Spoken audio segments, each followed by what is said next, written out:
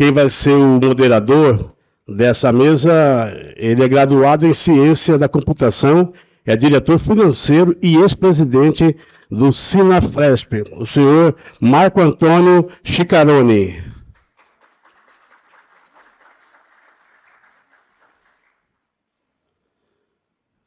Muito bem.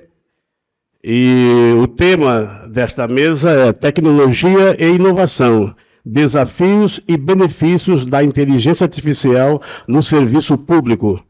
E quem vai contribuir, quem vai ser o palestrante, o debatedor dessa mesa, ele é analista em tecnologia da informação, ATI, lidera times multidisciplinares e projetos de transformação digital.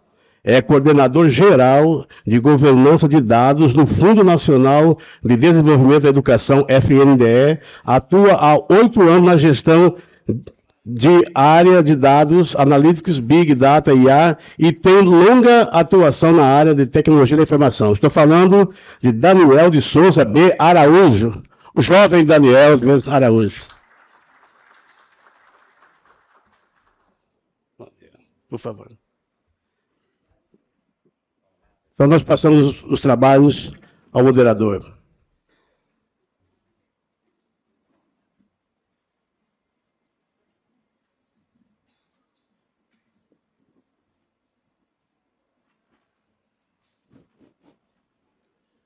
Bom dia a todos, bom dia a todas, bom dia aos colegas, às pessoas que nos acompanham nas redes sociais. Uma alegria estar aqui com o Daniel, estamos nos encontrando aqui. E esse aqui vai ser um painel nesse congresso que a gente está acompanhando, estamos aqui no 3º dia e temos tido discussões muito ricas, né? Esse aqui vai ter uma característica um pouco especial e acho que isso é muito bom para nós, viu, Daniel?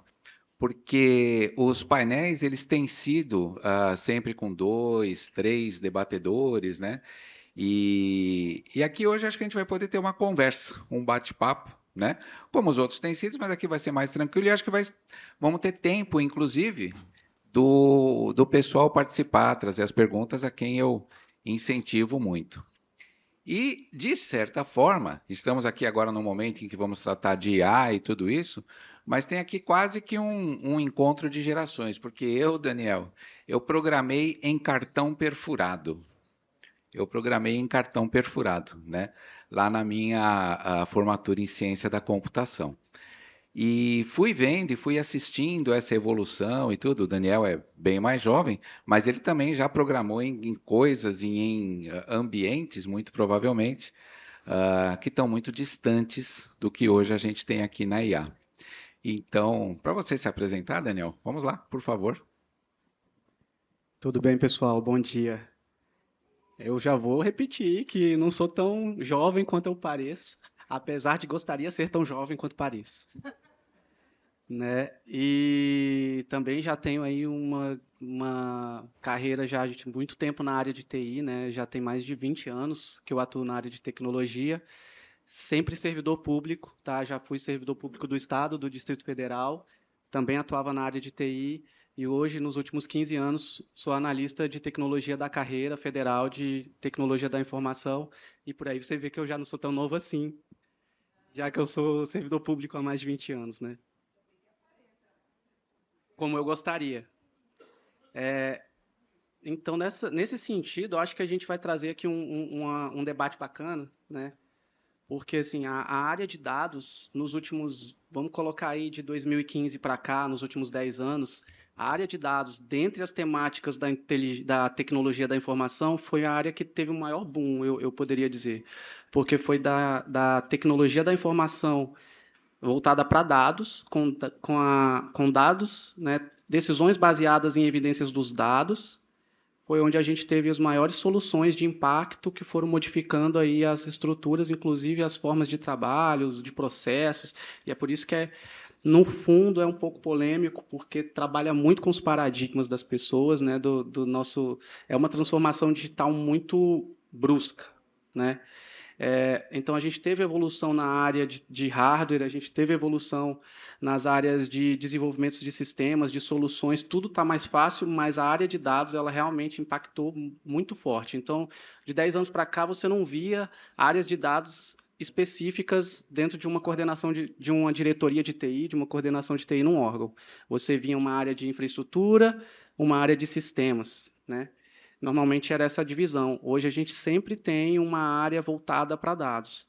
Lá no FNDE a gente tem essa coordenação geral de governança de dados, que trabalha apenas com produtos de dados, soluções de dados, e aí inclui também as soluções de inteligência artificial que a gente tem hoje, que vem escalando cada vez mais rápido, né? A gente pensa... Eu vou evitar de entrar nas perguntas do nosso debate, né? E eu vou tentar evitar de falar um techniquez, descer muito no nível técnico, tá? Para a gente ter uma conversa bem amigável, assim, para que todo mundo entenda. Mas a gente tem o uso da IA no nosso cotidiano há pelo menos 10 anos já, desde que essas soluções de dados entraram. Como é um processo muito transparente por baixo dos panos, muita gente usa IA dia a dia e não sabe. Quando você pega um Waze, você vem para cá, quem verifica a melhor rota para você, a melhor logística de caminho é uma inteligência artificial. Quando você entra no Netflix, quem é que te recomenda qual as séries mais legais para você assistir, baseada nas outras que você viu, é a inteligência artificial. E quando você entra no seu e-mail, sua caixa de spam foi selecionada por uma inteligência artificial. Então, assim, a gente já está inserido nesse contexto há muito tempo sem perceber, porque ela traz muita evolução em assertividade dos algoritmos que a gente tinha anteriormente. Então, a gente tem outras formas de separar spams? Temos, mas com o advento da inteligência artificial, isso ficou muito mais facilitado para as empresas, de uma forma que teve uma assertividade tão mais alta que ela não sequer se questionou se ela teria que se regulamentar para colocar isso ou não. E aí isso chegou num ponto que a gente tem que hoje ter um pouco de cautela, porque como ela evolui muito rápido, a gente tem que ter necessidade de regulamentação muito rápida também, né? E já temos as iniciativas em curso, mas vamos deixar para o debate. Então vamos lá. É isso, né, pessoal? Sim, há um script, há uma colinha para a gente seguir aqui, e vocês vão ver que ela está organizada assim, numa linha de nós vamos falar um pouco dos benefícios da IA e, né, de como ela pode nos ajudar. Vamos falar um pouco dos custos da IA, custos em termos financeiros, custos em termos pessoais, riscos, né, para nós que somos aqui num congresso de carreiras típicas de Estado, né?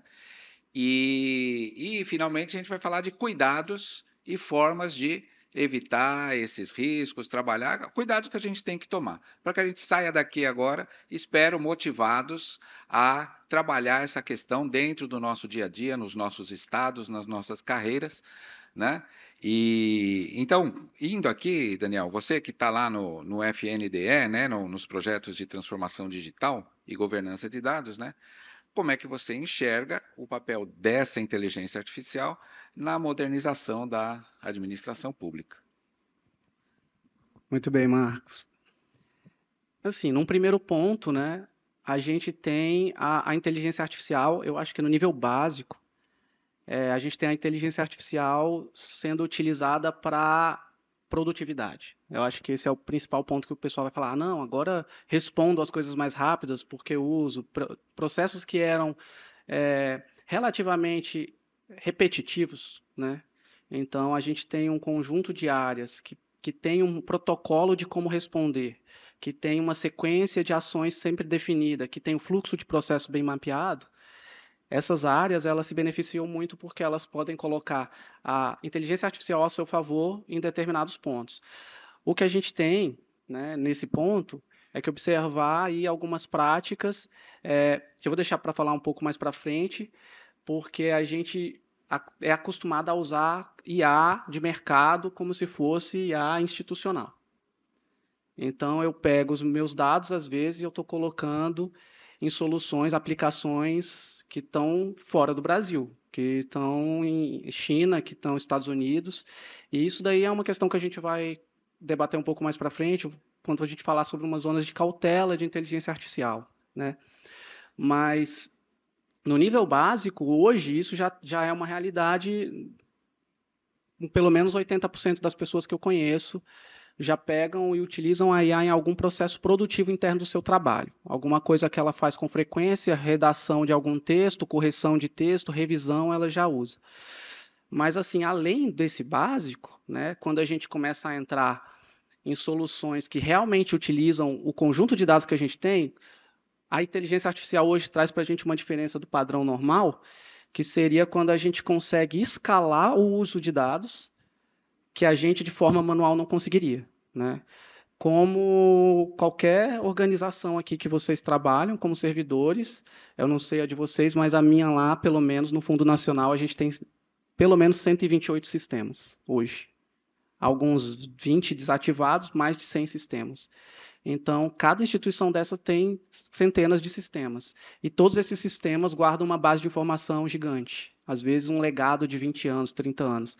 Então, quando eu começo a fazer o uso dessa informação, cruzando esses dados que eu tenho de todas as minhas bases, eu vou dar um exemplo prático aqui, assim, bases de todos os programas relacionados à educação. Aí eu tenho a minha base do Fundeb, eu tenho base de Programa Nacional de Alimentação Escolar, da Merenda, do FIES, sabe? E aí eu começo a cruzar isso de forma escalada, né, que eu não consigo por algoritmos normais, mas com a inteligência artificial isso fica facilitado, eu consigo ter uma hiperpersonalização da minha saída. Então eu consigo construir política pública num outro nível de qualidade e eficiência quando eu posso fazer que a política pública chegue ao cidadão e não que o cidadão precise vir buscar a política pública. Você entende? Então, se eu, por exemplo, vou criar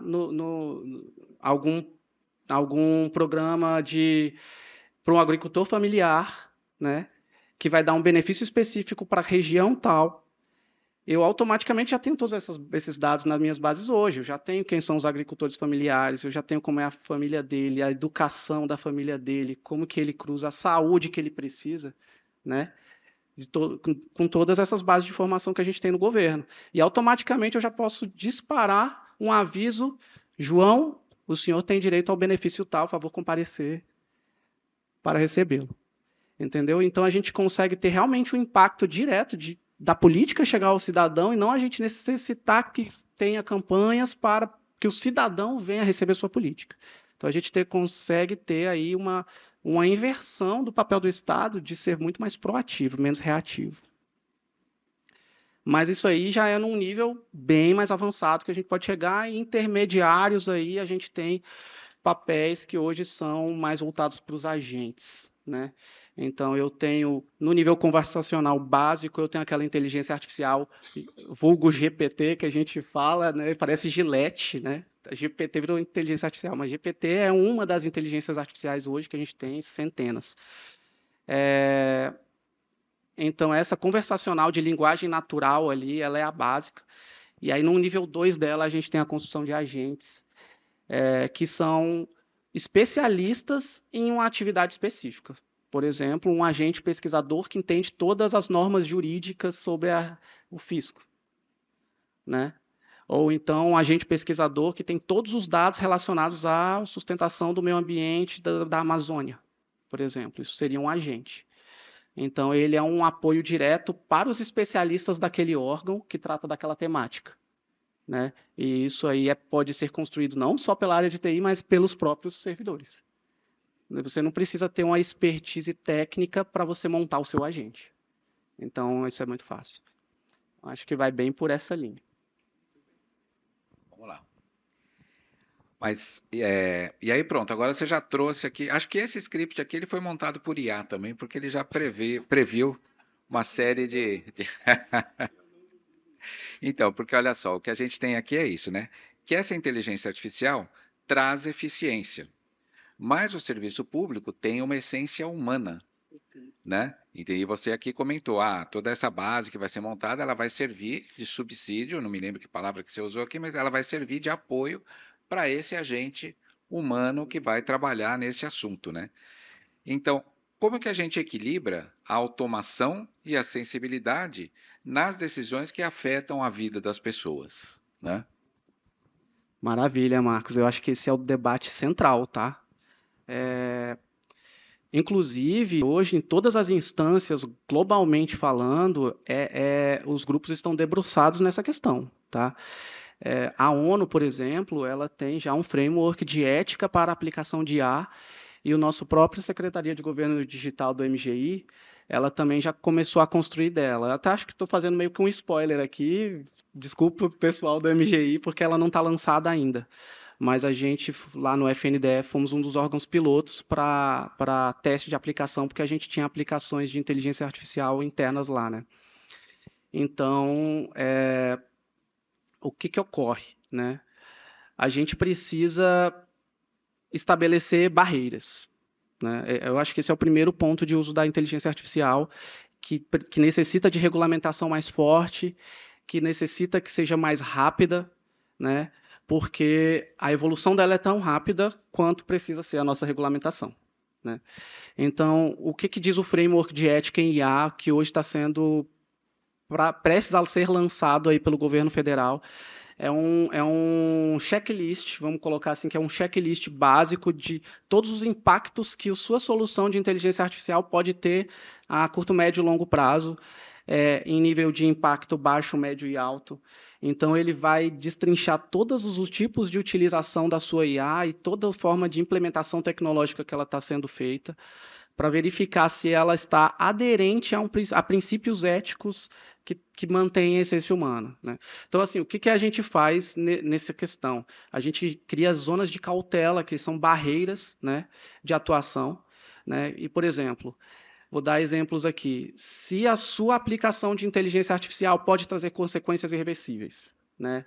Por exemplo, ela pode impactar a saúde do cidadão ou de alguém que utiliza algum produto sobre ela de uma forma muito grave, de uma forma que te traga consequências irreversíveis. Então, isso é um limite que você não pode usar inteligência artificial daqui para lá. Aqui é proibido o uso de inteligência artificial. Se você tem cenários inéditos, porque a gente tem essa questão de utilizar a inteligência artificial baseada em dados, e todos os dados trazem para a gente um histórico passado. E, de repente, chega um questionamento, uma situação que é um cenário que ainda não aconteceu. Isso tem que ser barrado.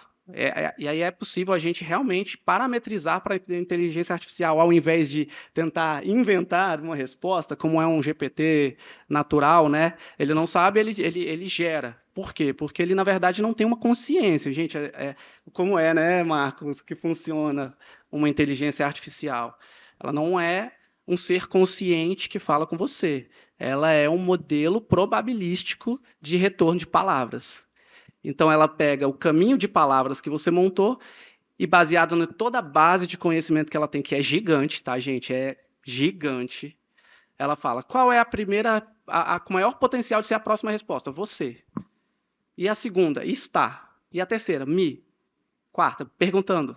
E por aí vai. Ela vai te dando a maior probabilidade de retorno baseado em toda a base de conhecimento que ela tem. Então, ela não tem consciência. Ela responde baseado em estatística, né?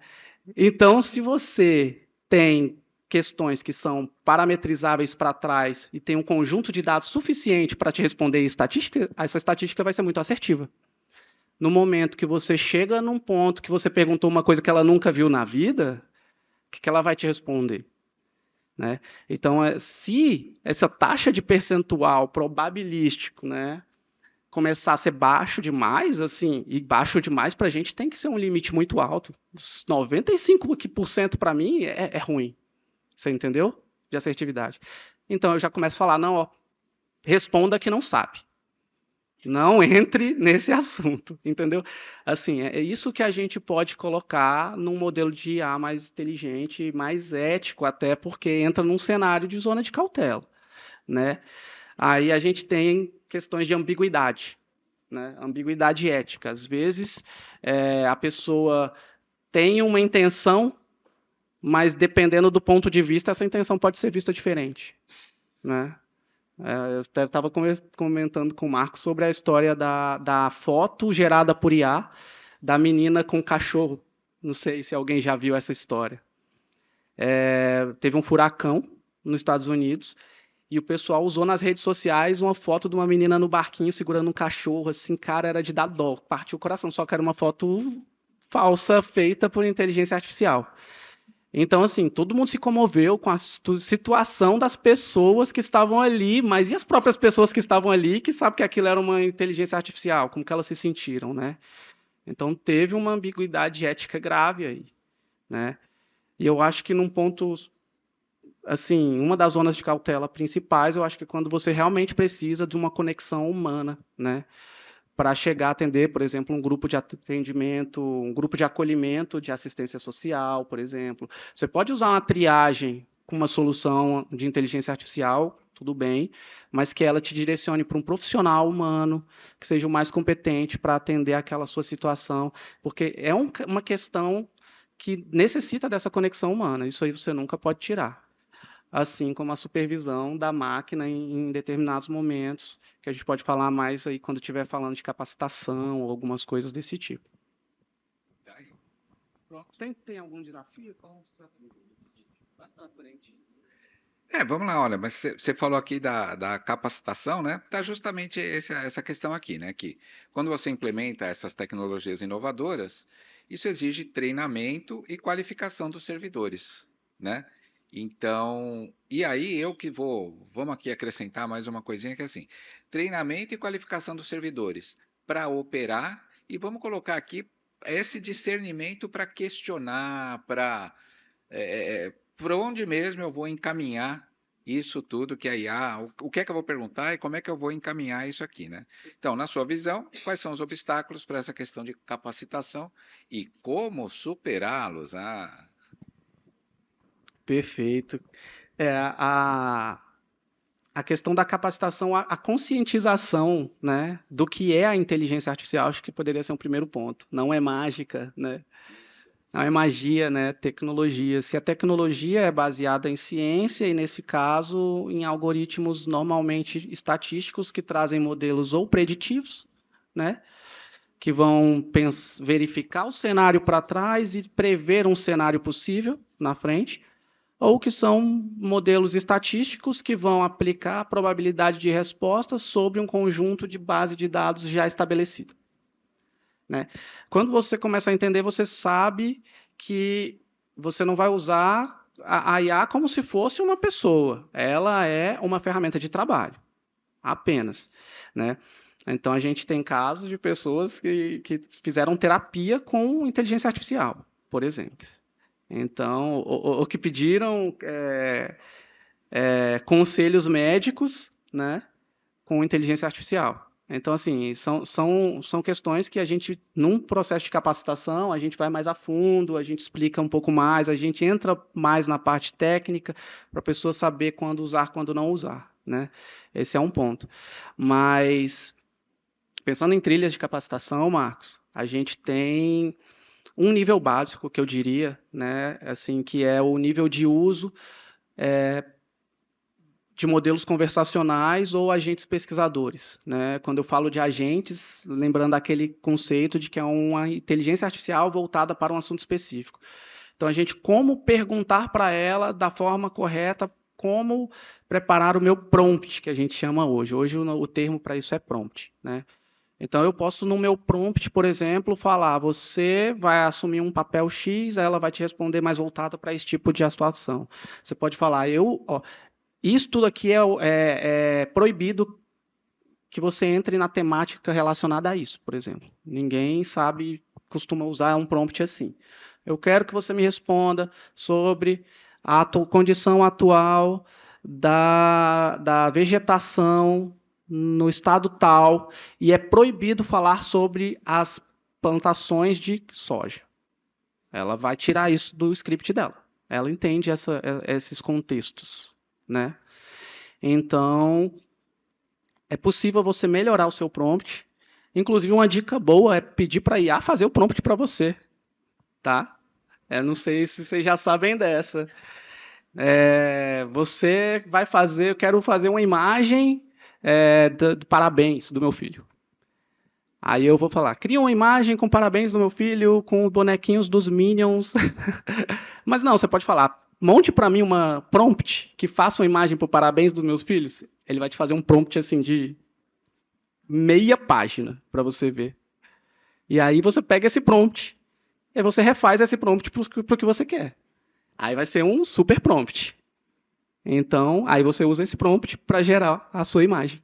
Tá? Dica, pessoal.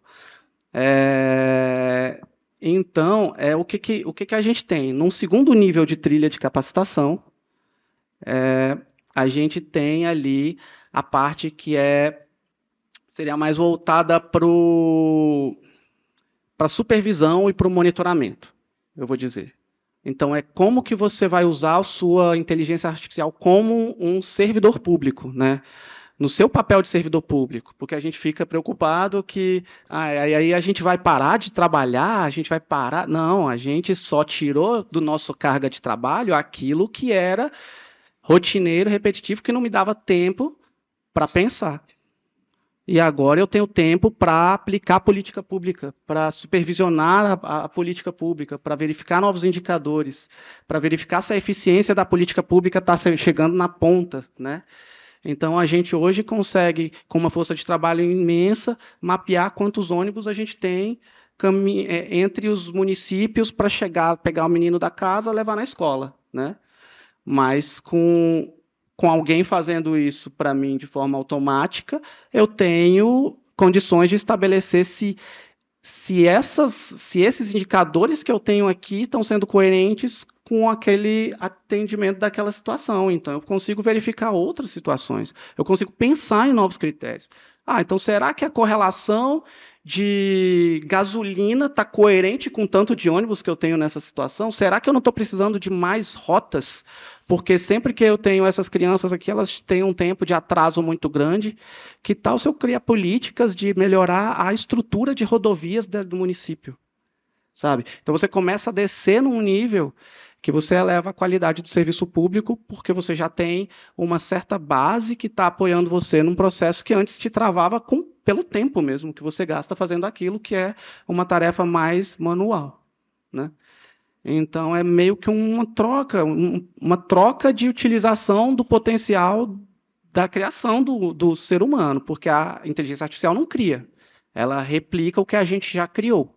Se a gente quiser criar novos cenários, primeiro tem que partir da nossa cabeça, para depois eu ter uma base de dados robusta que possa ser aplicado na cabeça dela. Seria alguma coisa dessa linha. E eu acho que no final, assim, a gente tem um processo de capacitação para desenvolvimento de aplicações, porque a própria inteligência artificial permite retirar essa expertise de um profissional técnico de TI. Então, eu tenho, como qualquer profissional de uma área, especialista, finalística, seja como for, aproveite esse parque de tecnologias para criar soluções para eles mesmos, né? Então, a gente descentraliza e potencializa o uso de tecnologia nas pontas, sem a necessidade de um gargalo tecnológico de pessoas especializadas, né? Isso é possível também. Mas aí exige um nível de capacitação um pouco mais avançado, que é dado pela própria equipe de tecnologia. Desafios. Além do resistência à mudança, né?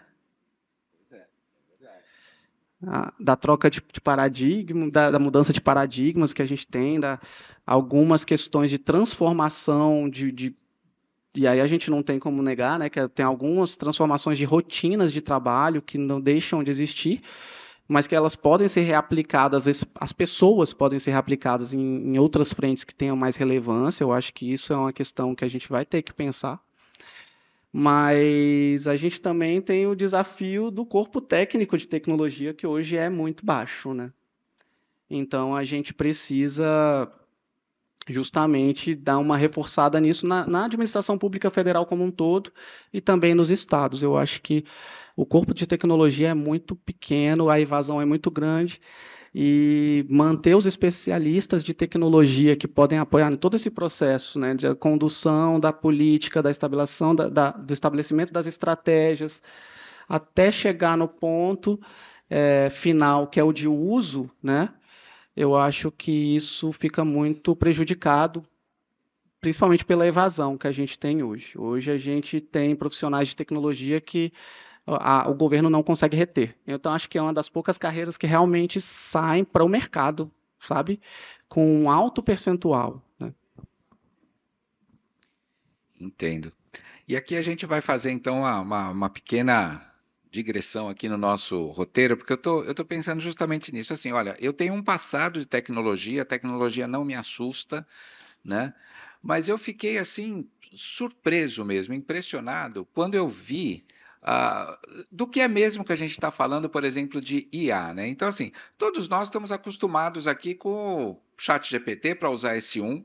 Então, assim, uma das coisas é essa. Tem o quê? 20, 30? Quantas IAs a gente tem? 50, 2.714, né? Por aí.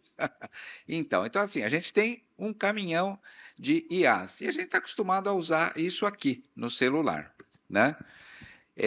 Mas pronto, eu sou do tempo e todos somos, alguns de nós estamos aqui com notebooks, né? Já é uma coisa um pouquinho maior.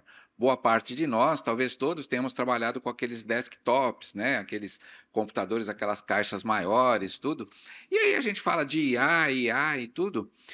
Então, assim, o motor destas respostas que o ChatGPT nos dá, ou até dessas respostas da quantos ônibus eu tenho, que rotas eu tenho. Então, assim, o tamanho disso aí, o data center que hospeda esses dados é de um tamanho que eu vou pedir aqui para o Daniel. Você tem certamente uma noção disso aqui.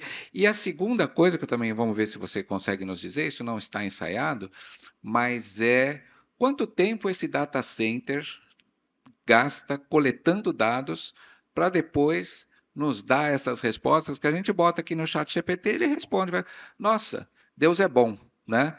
Respondeu aqui o negócio. Que tamanho que tem isso? Que consumo de recursos tem isso aí, Daniel? Muito boa pergunta, viu, Marcos? Assim, questão de tamanho de data center, né? Isso é até difícil de metrificar, porque hoje os data centers não são um prédio cheio de caixas, né? Hoje eles são distribuídos globalmente, mundialmente, e eles são interligados. Então é o que a gente chamaria de nuvem, né? A gente fala da nuvem, a gente está falando não de uma coisa etérea, mas um conjunto muito grande, uma rede muito grande de coisas físicas, né? Então, eu tenho vários data centers espalhados, e aí eu vou colocar na casa dos milhares, assim, distribuídos ao redor do mundo. E as empresas elas interligam esse poder computacional de processamento para poder rodar modelos de linguagem LLMs, que a gente fala, que são os Large Language Models, que são como se fossem modelos de linguagem enormes, né? Que no final geram os algoritmos especializados em IA. Tá? O poder de processamento foi o que principalmente mudou nesse tempo para cá, porque o conjunto, o tamanho do data center e o que ele rodava já existe há muitos anos. Tá? Assim, a gente já tem muito tempo que a gente tem hardware de armazenamento, seja para a volumetria dos dados, que é gigantesca, baseado praticamente em tudo que a gente tem na internet. Tudo que a gente tem publicado, de alguma forma, é possível de ser utilizado. E aí entram algumas questões éticas também, naquele ponto de zonas de barreiras que, sem regulamentação, foram transpassadas, eu diria, porque, por exemplo, a gente tem hoje o caso do semana passada, bem quente essa, do George Martin, o criador do Game of Thrones, entrou com um processo na justiça e ganhou contra a OpenAI, que é a criadora do GPT, porque usou todos os livros dele sem solicitação de direitos autorais no entendimento, no aprendizado da máquina. E aí você consegue pedir para a máquina criar textos com o estilo do George Martin e sai muito bom. Né? Então entrou numa questão ética, isso aí seria uma zona de cautela, né?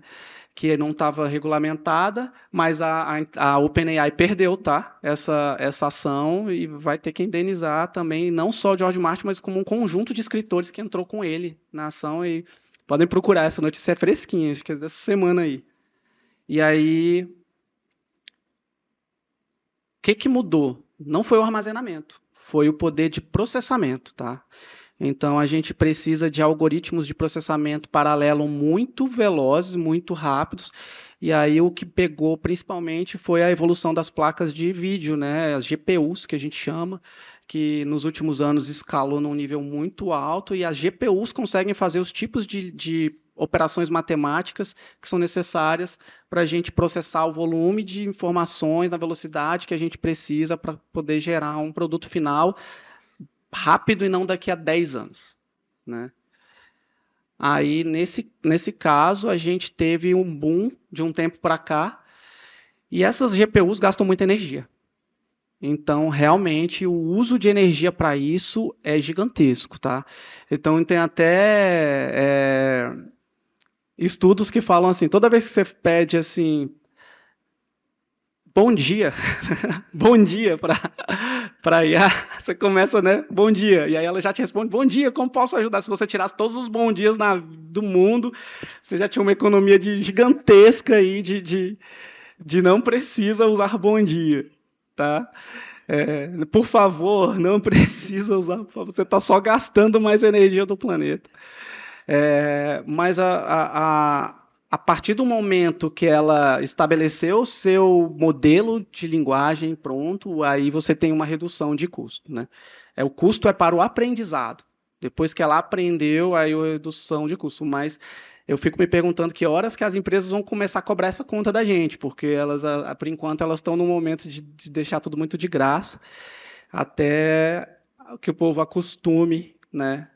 E aí depois fique dependente. Em algum momento vai precisar, ela vai cobrar, isso é um fato. Mas seria um momento bom também para que a gente tivesse tecnologias do nosso próprio país aqui em ação, e não que a gente dependesse apenas de uso de tecnologias externas. Certo.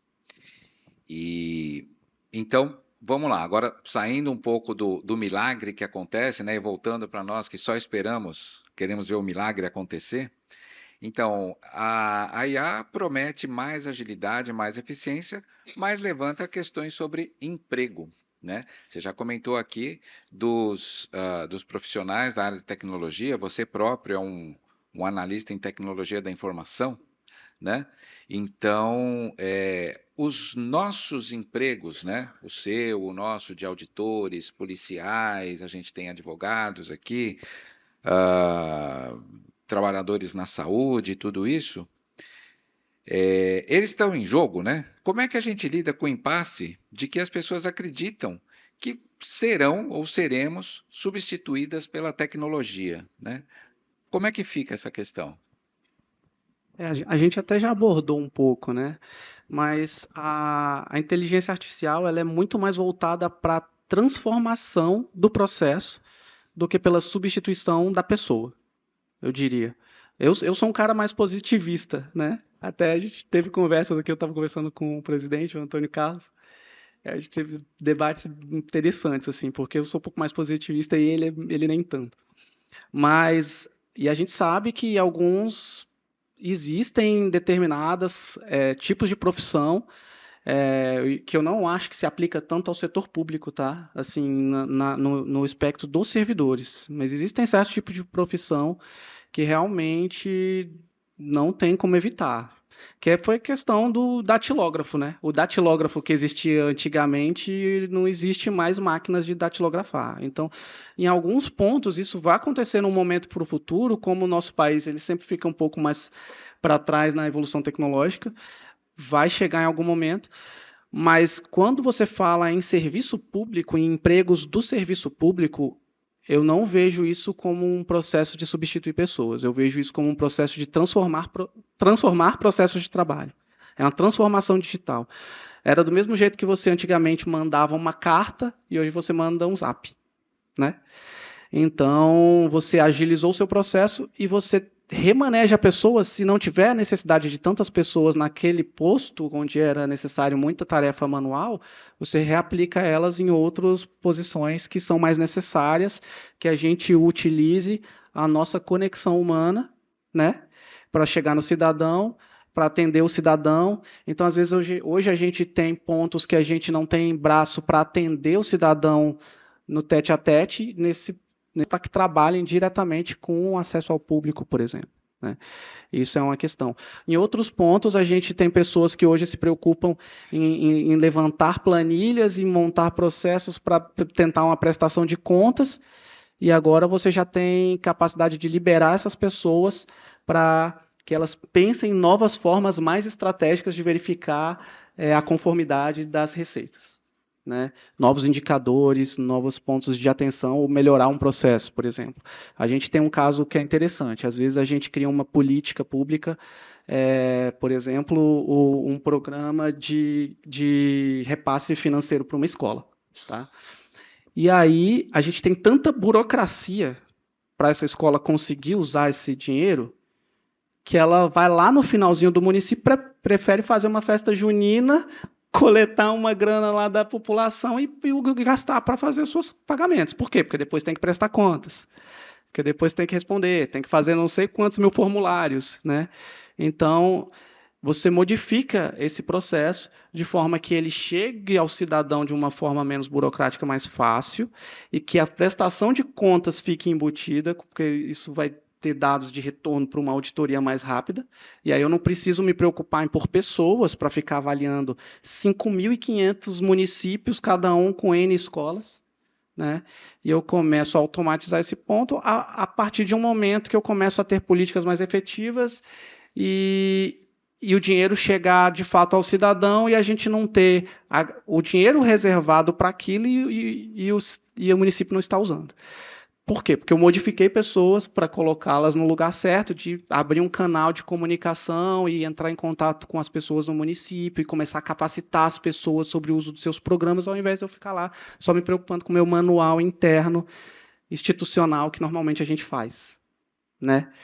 Então eu não vejo muito, pelo menos não no curto ou médio prazo, tá? Não, seria uma questão de longo prazo para a gente ter uma mudança brusca nas pessoas, tá? E aí, em tempos de reforma administrativa, né, que a gente está querendo enxugar Estado, por favor, só se você quiser manter o mesmo nível de qualidade do seu serviço ou pior, porque se eu quero aproveitar o potencial da inteligência artificial para chegar num outro patamar de excelência, eu preciso de pessoas para pensar. Eu preciso de servidores para atuar. Não só na parte de tecnologia, mas também nas partes finalísticas, né? Principalmente. Então, reforço na base tecnológica, reforço nos ATIs, reforço nos grupos de tecnologia dos municípios, né? Para poder distribuir capacitação, estudos, essas questões, e também manter profissionais ativos em todas as áreas, como hoje tem, usando tecnologia de forma a aumentar sua produtividade e chegar em novos patamares de excelência. Porque senão a gente reduz a quantidade de profissionais e no máximo a gente fica do mesmo jeito que está, estagnado por mais 10 anos. E você, deixa eu falar. Aqui a gente tem que falar para o povo que está nos vendo aqui também. Ah, tamo, você está famoso. Como se já não fosse, né? Então, aí nessa linha, Daniel, você está aí no FNDE, né? E tem lá diferentes. Eu não conheço o trabalho lá do FNDE, mas imagino que ele trabalhe com as com as diferenças regionais mesmo do país, tudo aí você fala, ele vai lá, prefere ir lá no interior, na periferia, tudo. Então, nos diversos estados, diversas regiões, até diversas culturas, né? Então, assim, como é que a IA pode trabalhar essas questões? E aí, bom, nós aqui estamos nas carreiras típicas que mantêm o nosso estado, né? Municipal, federal, estadual. Então, assim, como que a IA pode nos ajudar, pode evoluir e como é que nós, então, o que é que a gente precisa fazer? Nós, representantes, a maior parte de nós, representantes classistas, né? Como é que a gente pode, então, fazermos uso disso, incentivar os gestores nas nossas carreiras a fazer um bom uso disso, né? E tirar na medida do possível, o medo de esse negócio vai me destruir. Olha, vocês viram que a gente comentou aqui é uma máquina, é bem grande, mas é uma máquina. Ela tem lá um botão na tomada. Então, assim, como é que a gente perde esse medo, né? Ou, mais até, melhor, não se deixa dominar por isso aí, né? Ó, vamos lá. Eu acho que é interessante a gente falar de uma boa prática de uso, para começar, tá? Se você, né, pensa naquelas zonas de cautela que eu falei, né? Se eu tenho dados sensíveis da minha instituição, estou trabalhando num processo administrativo, por favor, evitem ao máximo de pegar esses dados, jogar num chat GPT, dado de cidadão, dados pessoais dos outros. Não façam isso, por favor. Isso não quer dizer que a gente não precise de uso de IA nesse momento, porque é muito útil também, só que aí precisa de uma IA um pouco mais refinada. Então, eu acho que um primeiro passo é que as áreas de tecnologia, e isso está acontecendo já, tá, pessoal? Eu não sei se mais rápido ou menos rápido dentro do seu órgão. Lá no FNDE a gente já está construindo isso hoje, que é um ambiente seguro para a utilização de IA de forma corporativa, né? Então cada órgão vai ter o seu contrato de inteligência artificial, que ele vai poder estabelecer níveis de serviço e condutas específicas com as empresas, para que todos os dados transacionados não saiam daquele ambiente institucional. Então, eu uso o potencial LLM, que é a IA generativa, que é aquela base de informação gigante, para fazer a conversa simples comigo, mas tudo que eu coloco de informação adicional nela fica aqui nesse órgão. Então, se você é da Receita, fica na Receita. Se você é da Secretaria de Educação, fica no ambiente da Secretaria de Educação. É capaz de fazer isso. Então, a gente cria zonas... esqueci o termo, mas são zonas de restrição de saída de dados. Seria alguma coisa assim. Então, meus agentes, toda a minha base de conhecimento que fica circulando dentro do meu órgão, ela não é acessível pela empresa lá fora. E se por acaso sair, a gente tem formas muito pesadas de penalizar essa empresa por isso. Então, pela boa prática que a empresa tem, pela necessidade de manter a sua conduta profissional, ela vai fazer o máximo para evitar isso. Porque um vazamento de uma notícia, que, por exemplo, uma Microsoft da vida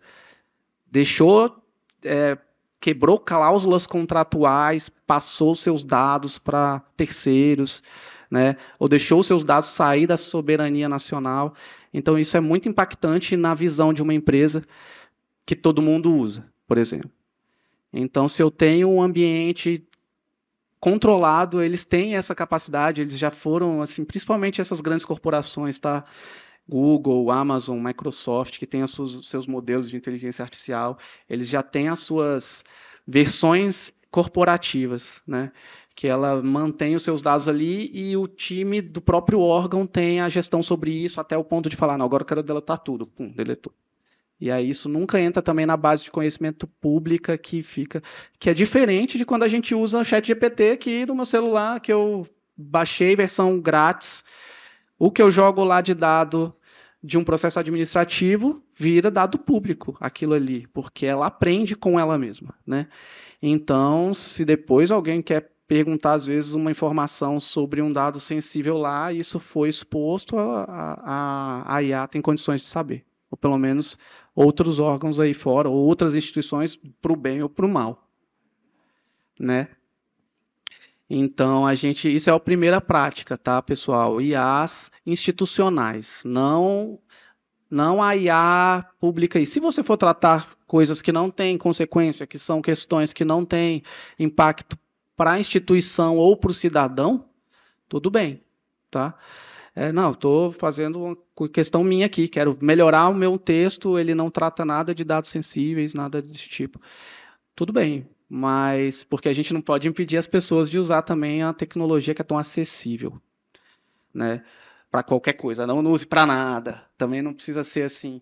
Mas, assim, pensando como servidor público nas suas competências de responsabilidade ética, né, e de interesse público, evitem esse tipo de situação, deem uma analisada no que você vai trocar de informação com ela, com essa ideia em mente. Mas passando essa barreira, acho que não tem mais uma questão assim que você precisa se preocupar. Não, eu estou usando isso, meu Deus.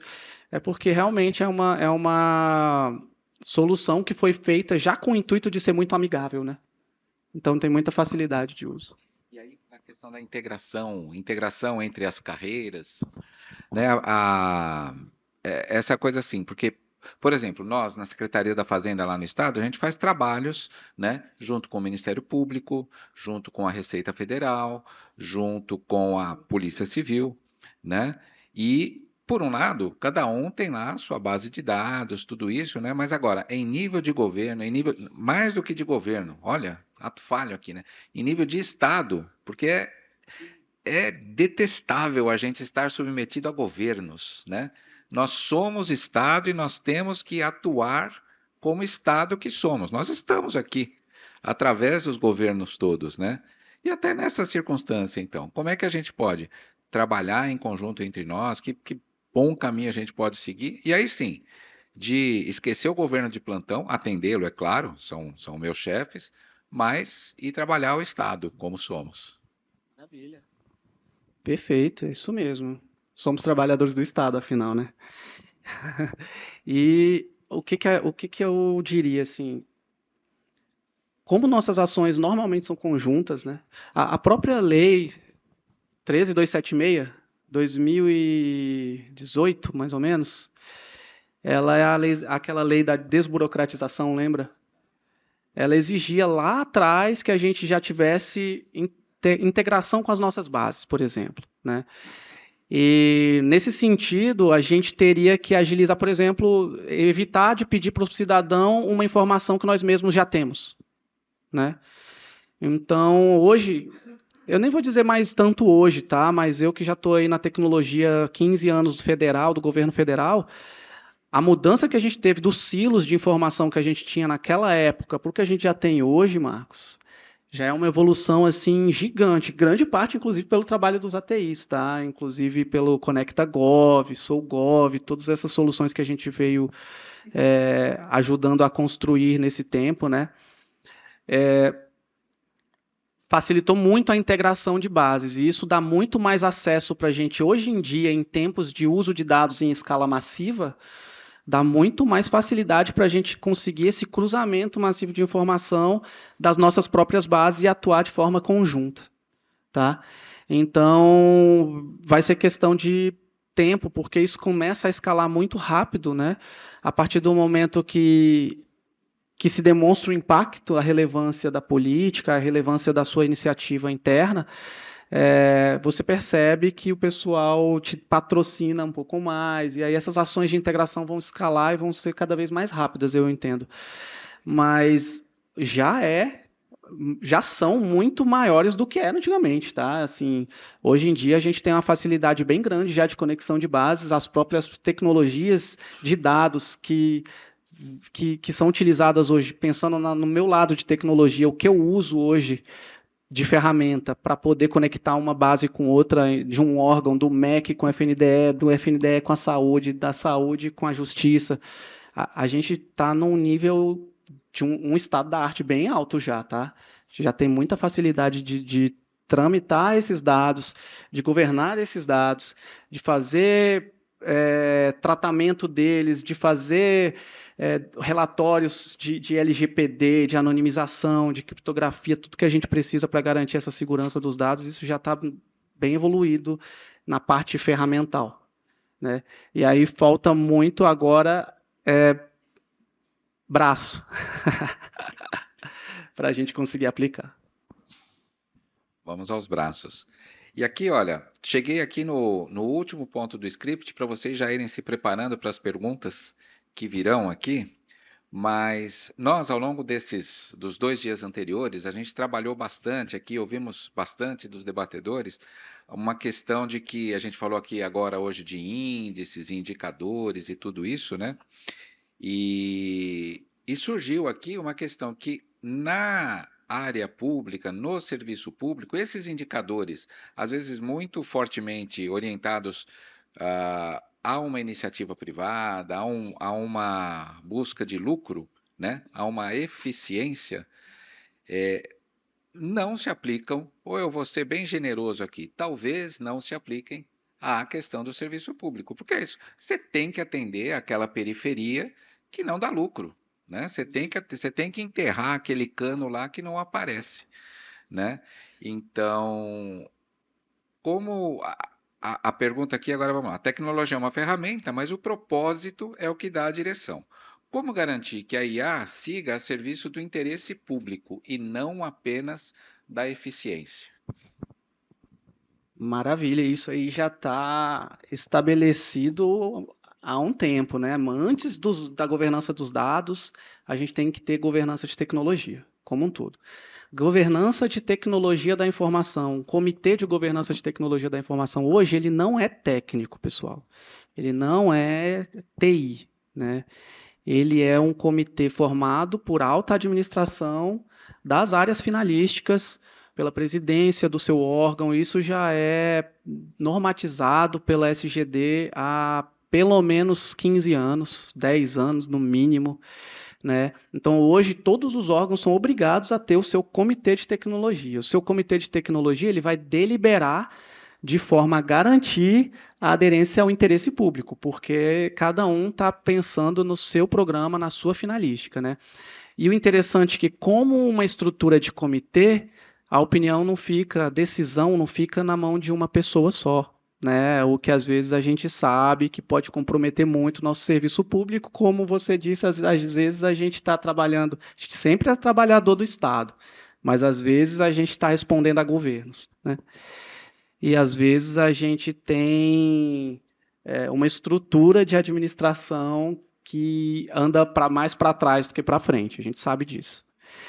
Então, nesses momentos que eu preciso obrigatoriamente, dentro de cada órgão, para atender uma diretriz do órgão central, né, de tecnologia e do órgão central normatizador, que no caso hoje é o MGI ali, a gente precisa ter comitês de tecnologia instituídos em todos os órgãos de forma colegiada, né? Então, isso não fica na mão de uma pessoa.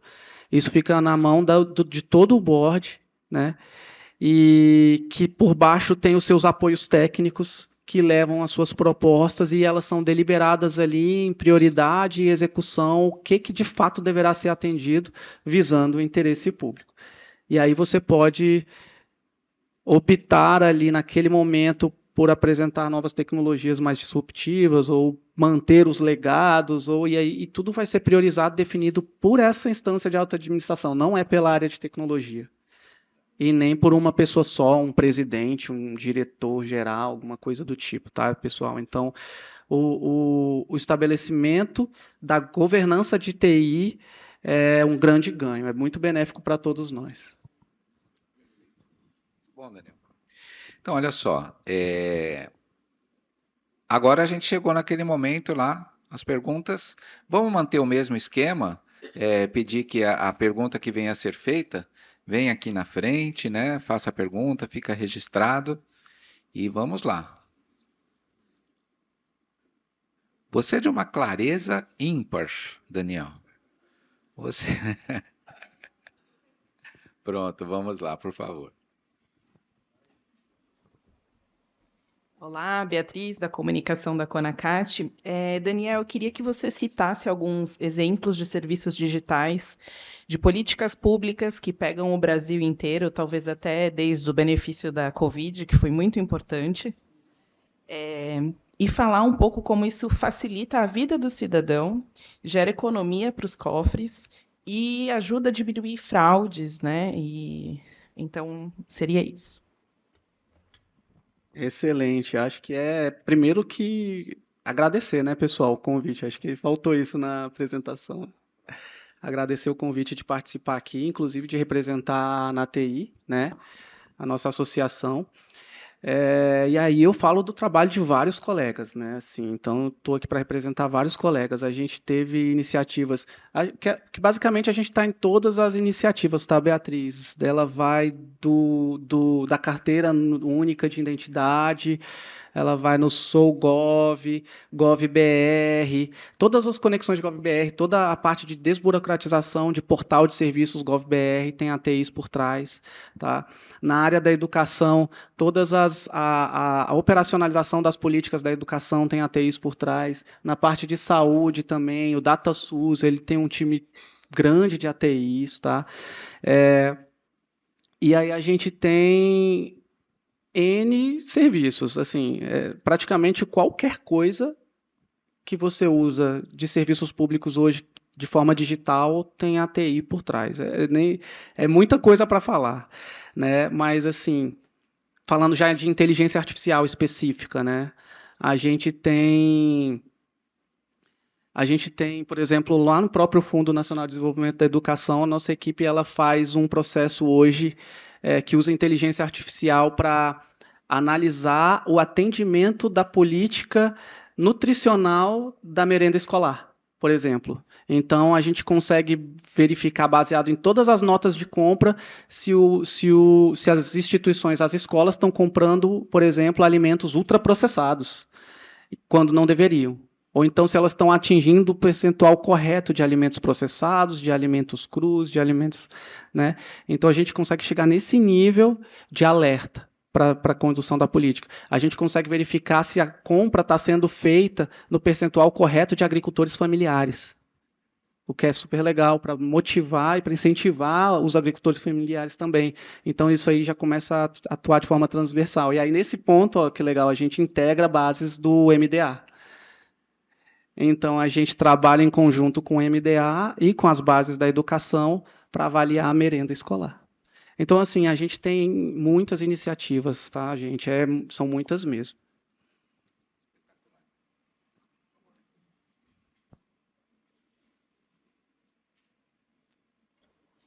Bom dia. Bom dia. Excelente palestra, não? E ontem eu esqueci de me identificar, mas hoje não vou cometer essa falha. Me chamo Eliseu, sou do Sindicato dos Analistas Tributários da Receita do Estado de Rondônia. A inteligência artificial já é uma realidade, né, no serviço público. A nossa secretaria já implantou, inclusive, um atendente virtual para os contribuintes, né, há mais ou menos um ano. Até com um nome interessante, né, Serafim, é o atendente virtual da Cefim. Entendeu? Tem ajudado muito no atendimento ao contribuinte, né? E alguns órgãos que não são da administração direta também já têm adotado inteligência artificial, né? Nós temos, por exemplo, lá em Porto Velho, a empresa de energia elétrica, a Energisa, né? Ela dispensou 80% do quadro de atendimento e implantou os totens com inteligência artificial que os usuários interagem, né, com eles para buscar informações sobre contas de energia, parcelamento de débito, né? E então, assim, a gente vê que está avançando bastante. Ontem, por acaso, antes de vir aqui para o curso, eu estava fazendo um curso virtual sobre inteligência artificial, né? E a gente viu, assim, algumas possibilidades que já podem ser aplicadas, né, no dia a dia da fazenda pública, né? Pergunta que eu faço para o Marcos. Marcos, diante do uso já até massificado, né, da inteligência artificial, principalmente na área tributária, né? Seria possível hoje, com o uso da inteligência artificial, né, a própria fazer uma auditoria completa, uma auditoria fiscal completa, trazendo um resultado já dessa auditoria para a autoridade fiscal completar, né, a sua missão ali com a lavratura do auto de infração? Já seria possível isso hoje? Digamos que seria uma inteligência artificial ligada a um data center, né, com as informações ali, cruzando os dados de entrada, saída, né, e as informações declaradas pelos contribuintes, né? Já seria possível hoje, ou seja, a inteligência artificial entregar o trabalho completo para que a autoridade fiscal só tenha o trabalho de fazer a lavratura do auto de infração? Entendi. Obrigado, Eliseu. Rapaz, sobrou para mim, hein? Olha só. Pronto, vamos lá então. Então, olha, a sugestão aqui do Anjo da Guarda foi: vamos ouvir as perguntas e muito pertinente, porque a gente tem um tempo a cumprir aqui, né? Mas, Eliseu, a gente vai falar já já. Bom dia a todos e a todas. Parabéns pela palestra, pelo trabalho de moderação. Meu nome é Carlos Wilken, sou auditor do Tribunal de Contas do Estado do Espírito Santo. E eu gostaria de fazer 3 perguntas. A primeira diz respeito aos modelos a serem utilizados na otimização da gestão pública. O senhor mencionou aqui alguns modelos que já são utilizados a partir de uma base de dados enorme que o setor público dispõe e das novas ferramentas de IA, mas talvez fosse interessante que houvesse um repositório de modelos a serem replicados em outros órgãos. Então, por exemplo, na área de educação, eu poderia utilizar uma base de dados demográfica para definir onde instalar uma escola ou se aquela escola está instalada numa unidade adequada. Isso poderia ser replicado em todos os municípios, né? Então, eu gostaria de saber se o senhor entende que há hoje uma política nesse sentido, de ter um repositório de modelos que possam ser replicados, talvez por Ministério, né, Ministério da Educação, da Saúde, e aí permitir que os diversos entes federativos, otimizando o trabalho, passem a utilizar esses modelos, replicando as suas diferentes realidades, né? Então, essa seria a primeira pergunta. A segunda pergunta diz respeito à soberania. Como o senhor colocou muito bem, nós temos uma base de dados que tem afeta, inclusive, a segurança nacional, e nós estamos utilizando ferramentas que não são nacionais. O senhor disse que já em alguns órgãos há uma preocupação de restringir a saída desses dados para o ambiente fora do órgão. Eu gostaria de saber se o senhor entende que há uma diretriz nacional nesse sentido, dada a importância que nós temos o controle sobre essas informações que estão hoje no controle do setor público. E a terceira pergunta é sobre, também relacionada à soberania, que tecnologias, que ferramentas o senhor entende que o Brasil deveria ter ou desenvolver para ter uma certa autonomia? Fala-se hoje, por exemplo, na criação do GPS nacional, uma vez que nós estamos, de certa forma, dependentes de uma tecnologia também estrangeira que afeta, a gente não percebe, mas pode afetar inúmeras áreas. Então, o data center é outro exemplo, né? Nosso banco de dados talvez não estejam sob o controle nacional. Então, que tecnologias o senhor percebe que deveria ser tratado como um projeto nacional para desenvolvimento nacional? Okay?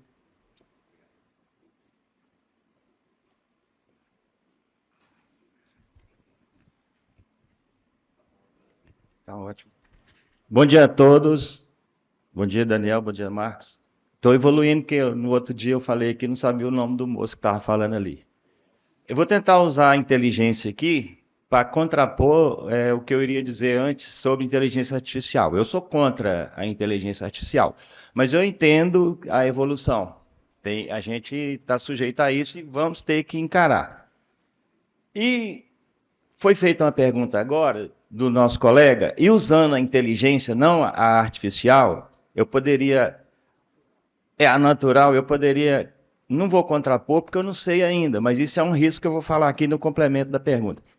O colega perguntou sobre a formalização e análise e na complementação, emitir uma auto-infração. Ou seja, eu acho que não seria possível com a inteligência artificial que a gente tem. Porque eu não gosto de inteligência artificial, mas você liga o computador, o sujeito fala assim, olá, Laíri, que eu posso te ajudar hoje e tal. Você fala, poxa, então é assim.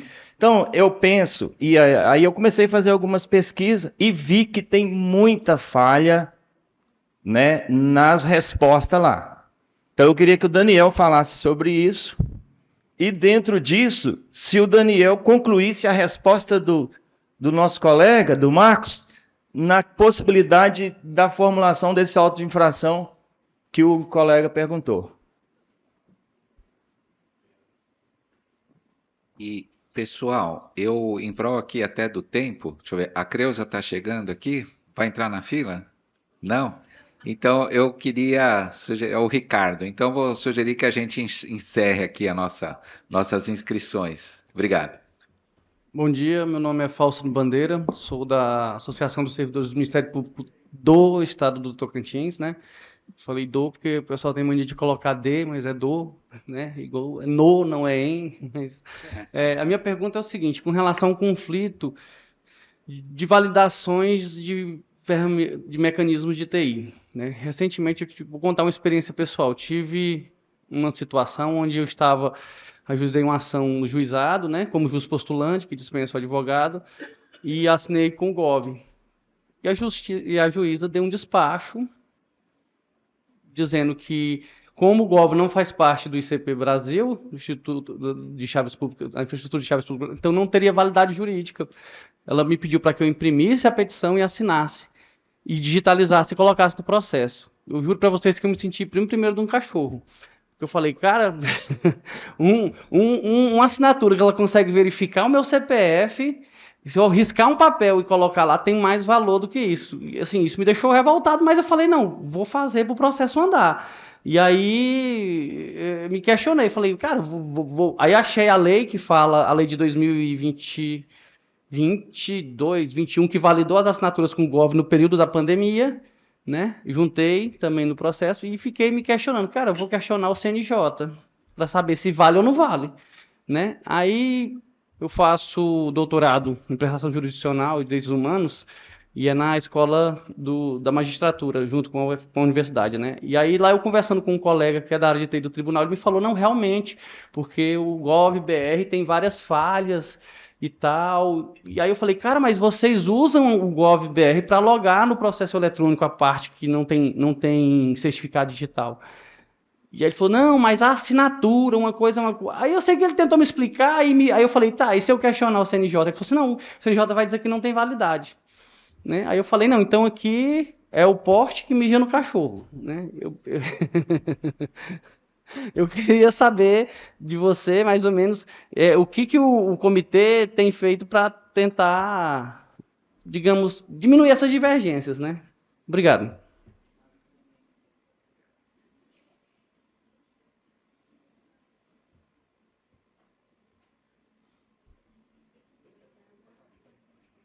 Tá bom. Bom dia a todos e todas. Meu nome é Marilene Marçal, eu sou diretora do Sinafresp, do Sindicato dos Auditores do Estado de São Paulo. Vocês já tiveram muita pergunta técnica, né? E eu sou muito com desenvolvimento sustentável. Você falou uma coisa que me chamou a atenção e eu tenho lido a respeito. Os data centers, que estão vindo muitos para o Brasil, eles gastam muita água, demais, para refrigerar o sistema. E a energia. O Brasil é o tema atual, porque o presidente está recebendo vários chefes de Estado lá na COP30 em Belém. Então, como que a gente desenvolve esses projetos, esses data centers com sustentabilidade? Tanto na água, porque São Paulo hoje está construindo alguns data centers. Nós estamos com uma já crise de água. E a quantidade de energia que eles gastam, que vão falar, o povo está gastando. Não, um data center vai gastar, às vezes, quantidade de energia do município. Então, é uma coisa que nós temos que pensar. Muito obrigada.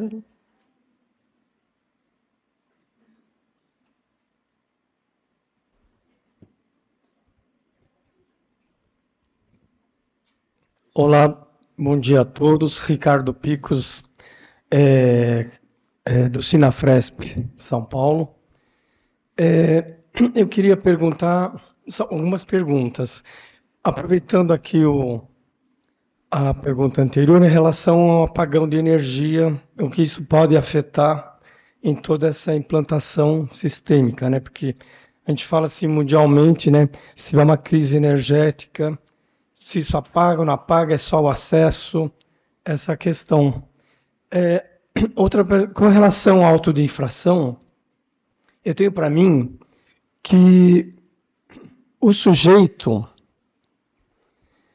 o órgão responsável, o auditor que está fazendo o trabalho, é muito mais do que um cruzamento de dados, né? Sim, mas a análise em relação da forma como que eles estão sistematizados, estão enquadrados, para você fazer essa leitura. Então, assim, a máquina, ela faz o cruzamento de informações, mas dentro daquela lógica que ela entende que está tudo certo, está tudo perfeito, né? Assim, o agente, ele extrapola essa inteligência, entendeu? Porque, na verdade, não é a distribuição dos dados dele, mas em função, né, da importância, da inteligência do ser humano, que eu acredito que a máquina ainda não chegou nesse estágio, né? Eu acredito que é por aí. Outra pergunta que eu ia fazer em relação, você falou das IAs aí corporativos, né, dos órgãos de Estado que vão ser obrigados a estar seguindo. Você falou na questão da saída dos dados. Mas para você fazer essa IA interna dentro da estrutura de Estado, aí eu te pergunto, com essa responsabilidade, né, de sigilo de informações, com o cuidado que tem com esses dados, eu penso que posso estar equivocado, por isso que é essa pergunta, a questão dos dados, você entra numa base gigantesca que ela extrapola aquela restrição, né? Então, quando você entra numa base de dados, que seria a nuvem, que é mundial, né? Isso aí, na hora da saída do dado, né? Porque quando você coloca informação, é isso que eu queria entender, internamente, dentro da tua estrutura, você trabalha esse dado e na saída que você faz o represamento, é isso? Ou então eu estou equivocado? Tá bom? Vamos lá. Quer começar? Não, imagina, se eu quero começar, eu tenho juízo. Vamos lá, várias questões. Eu vou de trás para frente, que eu lembro mais, mas anotei tudo. Tá? Sobre a saída dos dados, né? Quando a gente fala de saída de dados, né, justamente onde está sendo armazenado esse dado. Ele está num ambiente de recursos de nuvem interno, soberano no Brasil ou fora. Ele vai poder ser acessado depois por outros clientes dessa mesma tecnologia ou não? É mais ou menos nessa linha. As barreiras são mais lógicas do que físicas, às vezes. Mas, normalmente, nos contratos, tá, que a gente faz, em específico, contratos de nuvem, tá? E isso já está normatizado também por portaria da SGD, que exige que a gente tenha data centers em território nacional. Tá? Então, os data centers, os próprios fornecedores de tecnologias mundiais hoje, né, vamos colocar aí os grandes, Amazon, Google e Microsoft, eles não têm data centers só lá fora, eles também têm data centers internos no Brasil. E é possível criar um grupo de recursos que não se conecte com os que estão lá fora. Então, eles criam, por exemplo, um conjunto de soluções que eles te entregam para uso restrito dentro do ambiente nacional. E os dados que você coloca nele ficam apenas nesse, não são compartilhados com os demais, onde os outros clientes acessam. Então, essa é a barreira lógica que é feita. Né? Então, eu tenho uma gestão sobre esses dados que eu coloquei nele. Eu, como administrador de nuvem, no caso, vinculado ao meu contrato. Isso é a gestão de tecnologia, uma das atividades que os ATIs normalmente têm responsabilidade de fazer, desde o planejamento, da definição da tecnologia, até a contratação e fiscalização. Então, a gente participa do processo de ponta a ponta, até na fiscalização de atendimento aos requerimentos que a gente colocou desde o edital, na hora que a gente contratou. A gente vai lá e faz as análises, está no território nacional, está atendendo os prazos de disponibilidade, está resolvendo, está sendo cobrado conforme o valor que deveria ser cobrado, sim, ok. E aí a gente que atesta. Então, são profissionais que atuam bem de ponta a ponta mesmo, tá? Mas lembrando, somos poucos, né? Muita evasão. E é preciso essa reforma também, no sentido para a gente, a reforma administrativa É um segundo ponto, porque a gente já, na condição atual que a gente já está precário, porque é uma carreira que está com 50% do efetivo, né?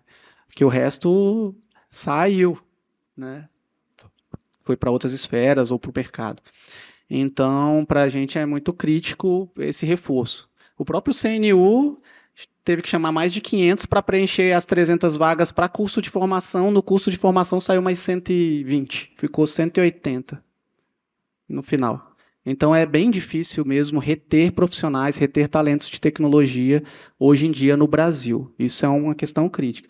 E a gente que faz todo esse processo de restringir, de colocar as cláusulas, de acompanhar os fornecedores, de ir em loco nos data centers, de verificar como é que está sendo a estrutura de grupo de recursos deles dentro de uma nuvem, por exemplo. É a gente que conduz as políticas lá, de elaborar a política, a portaria que normatiza o tipo de contratação de TI, a forma de uso da nuvem, a forma de uso da IA. O Plano Brasileiro de Inteligência Artificial foi feito por uma equipe com ATIs lá hoje. Foi criada uma coordenação geral de inteligência artificial só para tratar dessas políticas de tecnologia relacionadas à IA. Também são analistas de TI, então é um grupo muito valioso, porém pequeno, tá? E aí, como é que é a restrição lógica, né? E aí, pensando em crise energética, né, pessoal, impactos, né? Aí quem foi também o Ricardo, acho que a Marilene, né? De fato, o aprendizado de máquina ele custa caro energeticamente falando. É muita tecnologia e é muito processamento. O processamento esquenta muito, exige muita refrigeração, né? Mas, por outro lado, a gente consegue trazer, pensando na sustentabilidade, a gente consegue trazer soluções aderentes à sustentabilidade. Vou dar um caso específico que inclusive ele ganhou como um dos casos de sucesso desse 2024/25 em Taiwan. Eles conseguiram, com inteligência artificial, remanejar todos os sinais de trânsito, então eles não são temporalizados de forma simples, eles avaliam toda a logística de carros, de fluxo, e eles modificam automaticamente. Isso reduziu em mais de 110 toneladas de uso de carbono, mais de 30 mil horas de pessoas paradas no trânsito, né? Então, o consumo de gasolina reduziu milhões de galões, né? E no final das contas ainda teve impacto na saúde, que teve 8% a mais de pessoas que começaram teve uma redução de 8% de casos de infarto, de morte por infarto, porque as pessoas não chegavam a tempo no hospital. Então, é aí que eu digo, que é o potencial de uso para a política pública, mas tem que ser balanceado, tá? Isso tem que ser balanceado no consumo de recurso, que a gente sabe que a IA tem, com o retorno que a gente tem, e pensando, inclusive, na parte de sustentabilidade. Aí, para data centers específicos, pessoal, existem várias normatizações voltadas para a sustentabilidade, mas aí é uma questão muito técnica, vai e sai um pouco da minha área de dados, que aí é mais uma área de infraestrutura e sustentabilidade. Aí eu não posso responder com tanta propriedade. Aí tem a questão das validações aqui, né, que é do conflito de validações que o Fausto trouxe. Sim. O caso do Fausto é interessante. Assim, eu chutaria dizer que, dependendo da opinião dessa juíza, não seria a mesma opinião com outro juiz, né?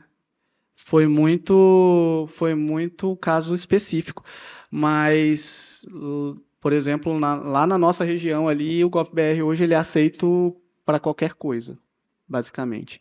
Eu acho que se ainda tem casos específicos, realmente é preciso reforçar essa parte de compliance, né, de conformidade, de políticas que tragam num espectro nacional a efetividade dessa solução, tá? Porque para a gente ela está mais que consolidada. E sobre as falhas do GovBR, acho que a gente até se orgulha de dizer que elas são muito poucas. O que a gente tem hoje são falhas de disponibilidade, tá? Que às vezes a gente recebe ataques. Como é uma ferramenta muito transversal, e os grupos de ATI estão aqui no meu WhatsApp, aqui, ó, os grupos de ATI que tratam do GovBR, né? Então, a gente sabe por dentro o que aconteceu. Normalmente é ataque hacker mesmo, tentando fazer um DDoS, que a gente chama, que é a queda de disponibilidade do serviço. Eles atacam eles pegam muitos bots pelo mundo inteiro e ataca o sistema ao mesmo tempo para ele entupir a fila e cair para quem realmente precisa. Isso é um DDoS. Então, a gente tem esse tipo de ataque com frequência, que a gente já mitiga muita parte mesmo, mas de entrada e falha na autenticidade, não temos, tá?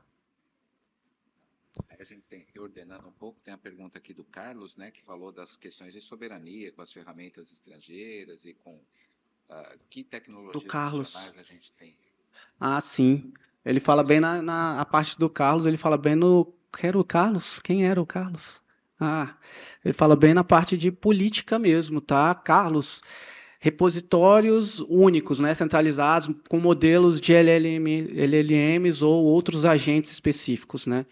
Hoje não temos, cara, normatização para isso, mas eu acho que a gente caminha para isso porque a gente já está normatizando atualmente a infraestrutura nacional de dados, né?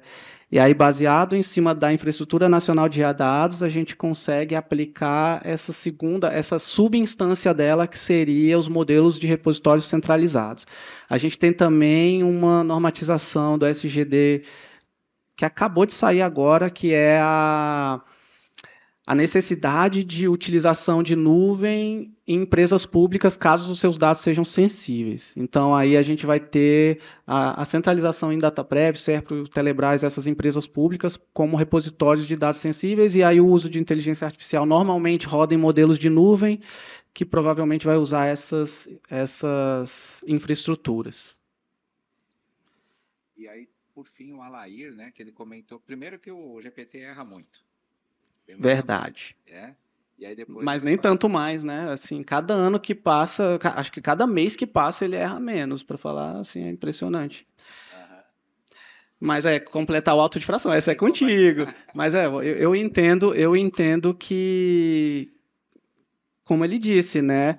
O contraponto dele eu concordo, tá? Assim, quando você monta um agente, ele pode fazer o processo de ponta a ponta? Pode. Mas isso dispensa da gente uma intervenção humana?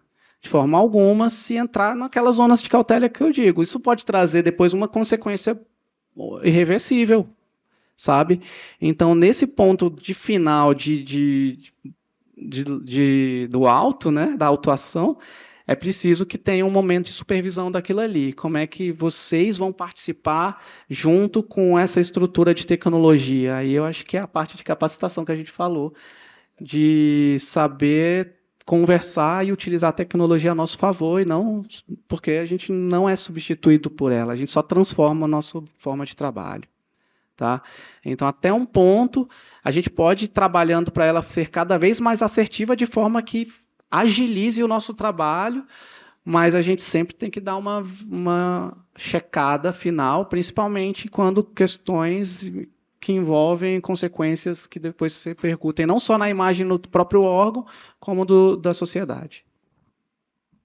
E aqui o que eu diria, e aí para citar também, o Eliseu também fez essa pergunta aqui do alto, né? O que eu diria, eu que não sou mineiro, mas eu gosto muito do povo mineiro, e assim, nada se perde, nada se cria, tudo vira prompt. Vocês viram isso aqui, né? Então, aí eu vou lá, até o prompt vira prompt, é verdade. Então, assim, aí eu vou lá e faço um prompt espetacular, do tipo, varra todas... já supondo superada toda a questão da base de dados sigilosa, tudo superado isso tudo, vou eu lá e boto na IA da Cefaz de São Paulo um prompt espetacular. Você acha que o sonegador que está lá do outro lado não é mais esperto, talvez, que eu, e faça um prompt mais espetacular ainda, que fala, faça uma sonegação aqui que zoe o barraco do Marco Chicarone. Então, assim, tem que ter essa revisão. Então, eu estou, por um lado, tranquilo quanto a isso, e talvez seja mais fácil usar uma IA que desenvolver a boa e velha planilha no Excel, no Access, que eu fazia até o ano passado, né? Com isso, meus amigos, com isso, Daniel, agora você pode se despedir à vontade. Eu me despeço aqui também com muita alegria, agradeço muito ao convite por estar aqui. Eu, inclusive, me diverti muito estando aqui. Muito obrigado a todos, Daniel. Agradeço também, tá, pessoal, a disponibilidade, o convite. E é uma honra participar aqui com tantos sindicatos aí representando suas carreiras, seus servidores públicos. Afinal de contas, eu acho que, por exemplo, eu coloquei várias vezes nossa dificuldade como tecnologia, né, nossos braços, todo mundo aqui tupido de trabalho, mas eu acho que o que faz a gente ficar no serviço é a gratificação de estar atendendo o nosso próprio Brasil, né? Então, estar atendendo o cidadão. Acho que isso daí paga o resto que o governo não paga, tá? Então, agradeço, pessoal. Tchau, tchau.